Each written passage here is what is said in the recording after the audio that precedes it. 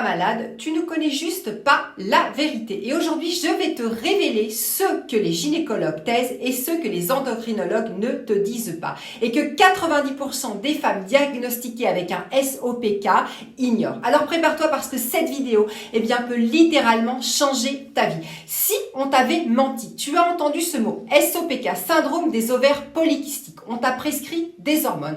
On t'a peut-être aussi donné du metformine, des contraceptifs ou alors encore des crèmes contre l'acné ou alors du maquillage contre tes kilos en trop. Mais personne ne t'a vraiment dit la vérité, personne ne t'a expliqué pourquoi cela arrive et personne ne t'a surtout dit comment ça se soigne réellement. Surtout, ce ne sont pas des kystes, c'est un déséquilibre hormonal provoqué par ton mode de vie. Alors écoute bien maintenant, le SOPK, ce n'est pas une histoire de kystes, c'est une affaire d'hormones.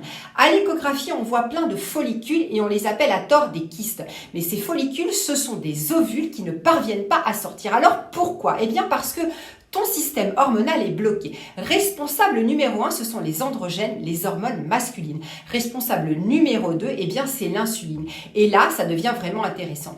L'idée fausse et la plus dangereuse, c'est héréditaire. Non, seulement 10% des cas sont génétiques. Et même ceux-là, peuvent être réécrits par l'alimentation et par le mode de vie. Et les 90% restants, syndrome métabolique. Et c'est réversible, oui, 90% des femmes atteintes de SOPK souffrent d'un syndrome métabolique et ne le savent même pas. Alors, tu n'as peut-être pas de surpoids, mais tu peux avoir peau grasse, acné, cheveux qui tombent là où ils ne devraient pas et qui poussent là où ils ne devraient pas non plus, cycle irrégulier, fatigue chronique, addiction au sucre, irritabilité, sensation de faim constante. Et toi, tu crois, ce sont juste mes hormones? Non, c'est l'insuline, plus précisément la résistance à l'insuline qui détruit ton corps de l'intérieur. Et maintenant, la vérité qui va te choquer.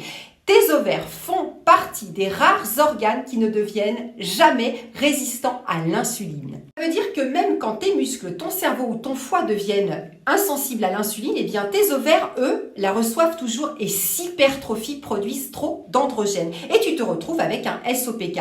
Pas à cause de tes gènes, non pas à cause de ta mère ou de ta grand-mère, mais parce que ton insuline est trop élevée. Alors on t'a prescrit des hormones, donc tu camoufles les symptômes. La pilule pour l'acné, la metformine pour la glycémie et du fond de teint pour tes boutons. Mais la cause, elle reste là. Tu traites les feuilles, mais pas la racine. Imagine un arbre, ses feuilles tombent et toi, qu'est-ce que tu fais? Tu les recolles avec du scotch. Alors c'est très joli, oui, mais est-ce que c'est vivant? Non. Est-ce que c'est guéri? Non plus. Et la bonne nouvelle, c'est que le SOPK se soigne.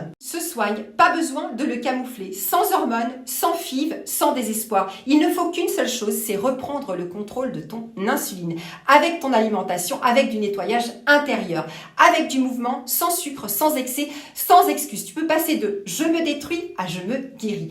Dans ma pratique, des centaines de femmes ont régulé leur cycle, elles ont arrêté la pilule et sont tombées enceintes en 3-4 mois, simplement en reprenant le contrôle sur leur alimentation et leur insuline. C'est pour ça que moi, Stéphanie Corneille, j'ai créé un programme en ligne de 21 jours et une retraite de 7 jours à Hammamet, comme vous le savez déjà. Et toi aussi, tu peux y arriver. C'est à toi de choisir maintenant. Tu veux continuer à vivre dans l'ignorance et recoller les feuilles mortes, ou alors est-ce que tu veux comprendre d'où vient ton SOPK, ta dépendance au sucre, tes boutons, ton infertilité et relance ta vraie féminité. Tu n'es pas une victime, tu es la gardienne de ton corps. Et tout commence avec une décision, la tienne. Envoie ce message à une amie parce que tu pourrais lui sauver la santé.